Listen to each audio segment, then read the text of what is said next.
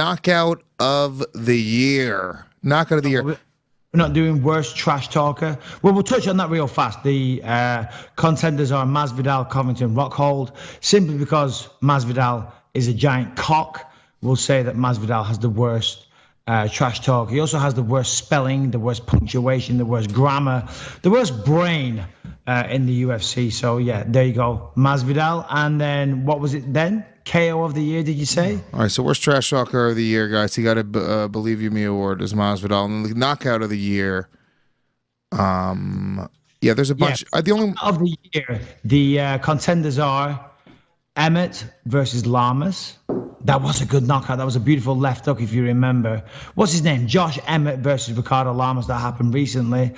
Then we've got Barboza versus Dariush. If you remember, Barboza was... Dariush was pushing forward.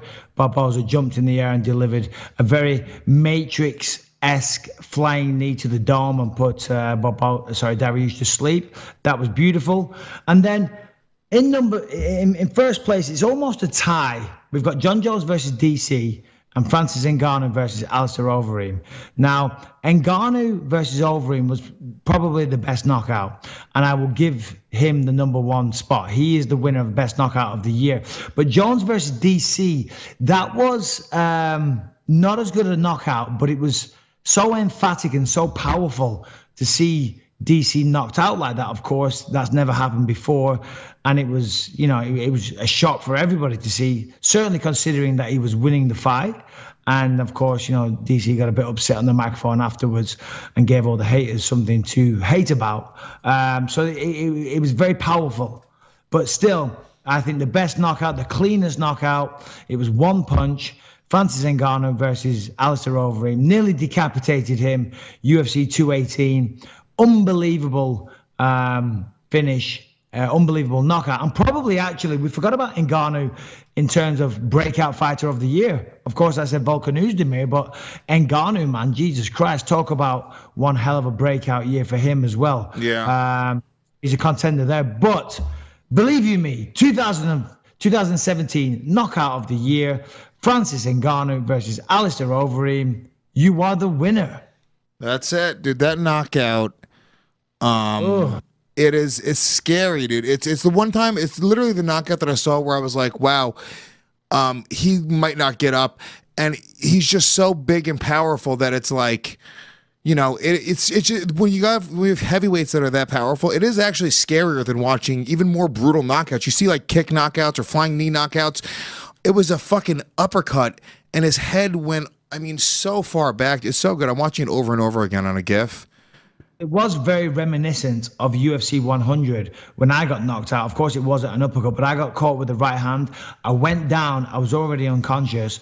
And then Dan Henderson flew through the air and landed that hammer fist to my dome. Did that happen? I didn't get up for quite some time.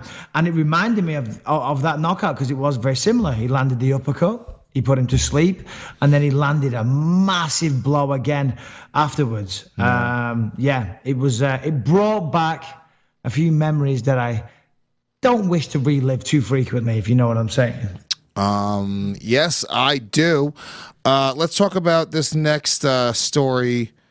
Speaking of Ngannou having the knockout of the year, big story, in my opinion, for 2017 that is going to really change the future of the sport, at least for the immediate future, is the what I consider the return of the heavyweight division.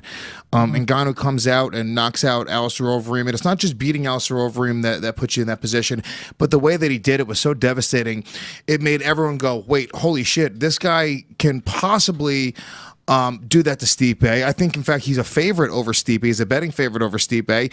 But with him, Cain, Velasquez supposedly coming back and waiting in the wings, you have three huge, terrifying, scary heavyweights that have never fought each other before. All three of these guys have never fought each other before, so you have a lot of interesting matchups to be made.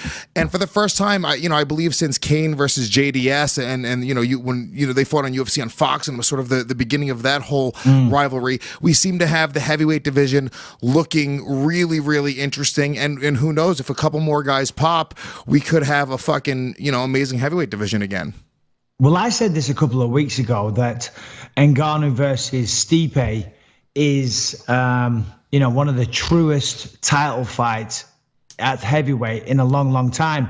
And what I mean by that is two world-class opponents that are very similarly matched in terms of, danger ability, if you will.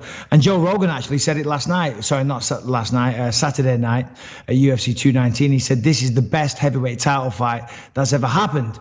Now, that is a lofty claim, but, I kind of agree with it. I mean, if Stipe Miocic wins that fight, he has defended the heavyweight belt more times than anybody else. But of course, that's not going to be easy because Francis Ngannou, as we said, and we all know, is an absolute genetic freak. He's huge, he's fast, he's powerful, he hits like a goddamn truck.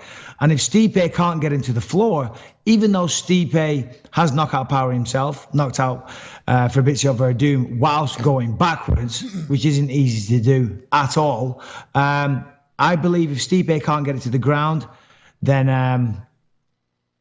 he's in a world of shit, if you will. Now, the only thing is, and I actually said this Saturday night when Rogan was talking about this fight, Ngannou, it's a quick turnaround for him because that fight against Overeem was only last month. It was UFC 218, and he's fighting Stipe Miocic at UFC 220. So the 2 months in between. Now, overtraining isn't the problem. That's not what I'm thinking the problem is.